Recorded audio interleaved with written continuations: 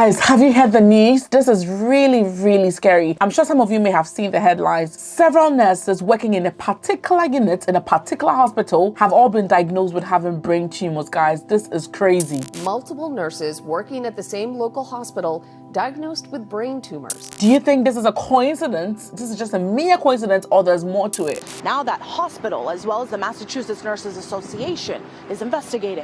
Already nurses are overworked, we are broke, and we are stressed. And now, look, here are the details, guys. Stay tuned.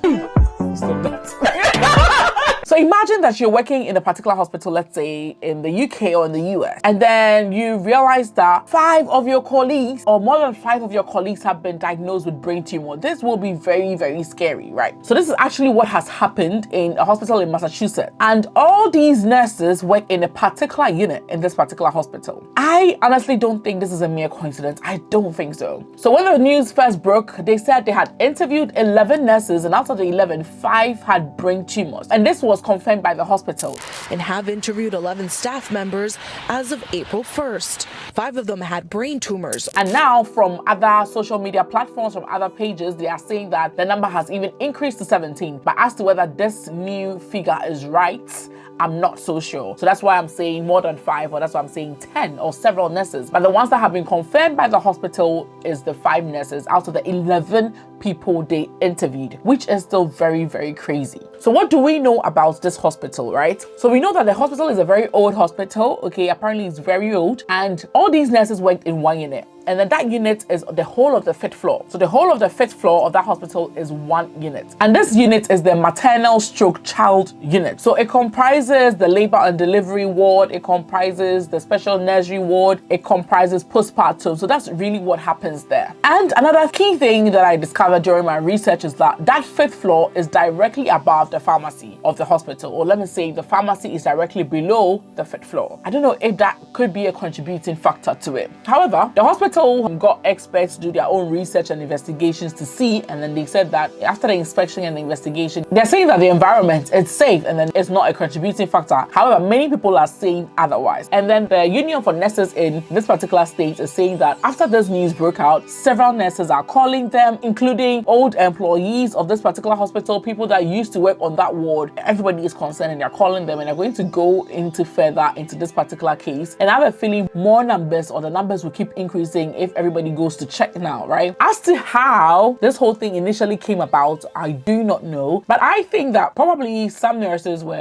showing signs and symptoms, let's say severe headache, especially in the mornings I heard, and let's say dizziness, vomiting, and maybe they went to the hospital and a series of tests and scans were done, and then they realized that this was what was wrong with them. The good thing about this is that the tumors were benign, okay? They were non-malignant. So for those of you who are not in healthcare and don't know what a brain tumor is basically growth of abnormal cells in the brain, and it can be cancerous or it can be non-cancerous. So luckily these nurses, of all of them, the tumors that they found in their brain were non-cancerous. That's the good thing, because if they were cancerous, sometimes they can't even be operated on and then they can even die. So that's how bad it is. But luckily all these nurses' own were benign. Now let me also say that even your genetic genes or your family history can predispose you to some of these tumors. So we are not ruling all that out, but the mere fact that I think 5 is a huge number. 5 out of 11 nurses who have been interviewed have been confirmed, and apparently, allegedly, there are more numbers. The numbers are increasing. This is really concerning. First of all, let me say that if you work in a mother-baby unit or maternal child unit, please, if you have a colleague nurse who has ever been diagnosed with brain tumor, please comment below and let me also know what you think. So I went on social media to read what the blogs are saying concerning this particular case, and I went to read the comments. I took my time and I read the comments, and guys, this is scarier than I thought it was. So apparently this is not the first time this has happened, and let me read the comments, what some people are saying. So someone was saying that this is Kath John was saying that there was a cluster like this at Hermann Memorial City in Houston, Texas in the 2010s. It was women's and children's services as well. Our director spoke out for everyone over and over again, but was shut down. So what is crazy that this thing happened in another hospital, and it was also a women's children's center, sort of crazy. Another person is saying that remember that there were a cluster of nurses that worked on a pediatric unit that started getting bladder cancer. I remember one of them passed away. I have to look more into that. And then the person gave details that the owner of the page cancelled. This one is also saying it happened in Owensboro, KY, labor delivery, postpartum unit. 12 with breast cancer. They shut the hospital down and had asbestos. Built a whole new hospital with not many alive when it happened. Regarding the brain cancer cluster in Massachusetts, maternity nurse, apparently something similar is happening in a hospital in Ontario, that's Canada. Also among maternity stroke NICU nurses. I can't find more details unfortunately, but I wonder what the common factor is. This person is saying, I worked in a PICU, that's pediatric ICU, that had probably 10 nurses that developed thyroid issues. We had to hold the ETT out of the way for morning x-rays. Back then I didn't know the risk and never wore a thyroid shield. The x-ray tech offered an apron but not the thyroid shield. Another person is saying, yep, the hospital I worked at had a large miscarriage cluster on the labor and delivery and postpartum units. 6 of us got pregnant the same month and 5 of us miscarried before 12 weeks. Most of us already had at least one child and were healthy. Statistically alarming, but no one looked into it as I know. This one is also saying from Ontario, Canada, we have had the same thing going on in the maternity ward here. A letter circulated to staff about 2 years ago and an investigation is ongoing. Extremely harsh, and I don't believe it's found its way to the media. As far as I know, there could be a common link. And another person is saying that something similar happened in Good Samaritan in Portland, Oregon, with people who were fifth floor maternity block in the 1980s and the 90s. I don't know the exact number of brain tumors, but enough that they did an environmental study that I believe didn't come up with a definitive reason. I did hear something about the sixth floor having radiation. However, I was gone by the time the brain tumors were showing up, guys, and so many of that. And in the comment section as well, some people were saying that the use of portable x-ray machines is a huge factor of this. Okay, I know that in certain departments like the ER and maybe in the NICU there are portable x-ray devices, and that could be maybe the staff there were exposed to radiations. One thing that I really wish I knew, which I haven't read anywhere, is whether these nurses were doing the day shift or the night shift. And why am I asking this? Just a couple of weeks ago, a care assistant asked me that she has heard of a nurse friend of hers who has been diagnosed with brain tumor and has undergone surgery in the UK. This is not the US. And she read somewhere that doing night shifts puts you at risk of getting brain tumors in the future. And she was very concerned. So she came to ask me, and I said, I haven't seen anything like that. But after I heard this news, it made me go online to check if indeed working the night shift as a nurse puts you at higher risk of getting brain tumors in the future. And boy, what did I find? Apparently there's been a study, and this was published in the Nursing Times newspaper or journal in the UK here. So according to the article, it says female nurses who regularly work nights are significantly more likely to develop breast cancer and other common forms of the disease than those on day shifts. And that's the new study. So these researchers were in China, and they're also saying that of all the occupations they analyzed, nurses have the highest risk of developing breast cancer if they worked night shifts. These things are very scary. I did night shifts for about 4 years of my life. This is very scary, honestly, guys. This is extremely scary. And then as part of the recommendations, they're saying that long-term night shift workers should have regular physical examinations and cancer screenings. Guys, do you know anybody, any nurse or any healthcare worker who has ever been diagnosed with brain tumor? What departments were they working? Were they working day shifts or night shifts? What do you think could be the common factor in this? They're also saying, as part of the research, that nurses who regularly worked nights were also 35% more likely to get gastrointestinal cancer and 28% more likely to get lung cancer compared to nurses on day shifts, found the analysis. Now, another comment was like 4 out of 5 nurses in my hiring group back in 2007 got cancers. 2 with brain cancer and acoustic neuroma, and me with breast cancer. 2 others with breast cancer since then, and 2 more died of brain cancer. All on the same unit. NICU nurses in the Bay Area. They were all neonatal intensive care unit nurses in the Bay Area. Very old building, though it was thought it was working night shifts and disruption in the circadian rhythms, but all the other things you mentioned are also suspects. Any male RNs in these types of units getting cancers. So this person is saying that maybe the portable x-ray machines and then the pharmaceutical unit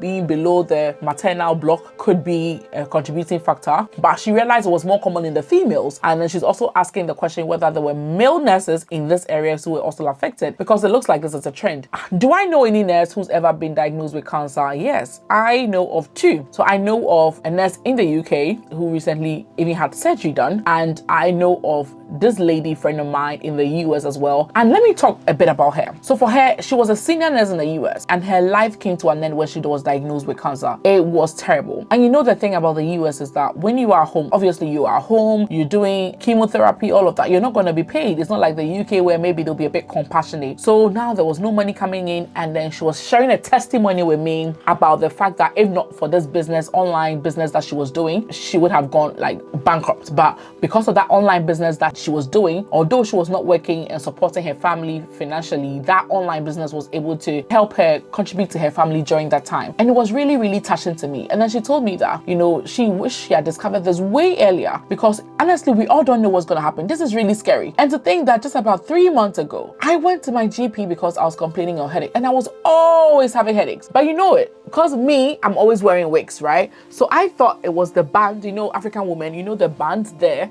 I thought, because I always want to sew tie so that the lace will not lift. So I was thinking that probably that was the reason why. So I went to my GP. My GP was like, no, if you're having 3 headaches in a week, that's not normal. But glory be to God, I did an MRI, I did everything, and it came out all right. But the fact that I'm hearing this, it makes me want to do more checks, okay? And it's scary, really, really scary. So back to my friend in the US, she now wants to share what she did that put money on her table. And no, it's not content creation, no. But she now wants to share what she did during the time, that online business that she did during the time that put money on the table, and that was of benefit to her. I honestly didn't even want to include her story in this video, but because she also had cancer and she was a nurse and she was a senior nurse, it's like, this is crazy, right? Let me play her video that she sent me, and then you guys will decide. And I'll leave her contact details also on the screen for those of you who want to, you know about exactly what this online business is that kept money on her table when she was going through the toughest time in her life. 3 years ago, Samira Fisayo's life changed forever. She was diagnosed with breast cancer, and while undergoing chemotherapy, surgeries, and radiation, she was unable to work. The financial strain added to an already difficult time, and it hit her hard. She realized how important it is to have another source of income for when life happens. Samira's story is one that resonates with so many, especially immigrants in the diaspora. People working 2 or 3 jobs just to stay afloat, sacrificing family time, missing milestones, and barely getting by while dreaming of something better. Out of her struggles, Samira had a light bulb moment. She started an online business that not only changed her life, but gave her the freedom to focus on what truly mattered, her family and her health. Today, she's sharing that same opportunity with you. She's tapped into a system that allows everyday people to start their own businesses, no experience needed. With Samira's proven system, you get access to high-ticket, medical-grade products with massive commissions, AI and digital tools that automate the hardest parts like marketing and advertising, personal mentorship, and a supportive community of experienced entrepreneurs to guide you every step of the way. This opportunity is perfect for anyone who wants to be their own boss. No clocking in, no missing out, just freedom. Take the first step today by visiting www.samirafisayo.com or call 203-747-9858 to learn more. Scary. Guys, what should we do now? Now, I feel like if you've done 9 shifts for a very long time, the only problem is that they didn't define what long time is. They didn't define whether long term is 10 years plus or 20 years plus.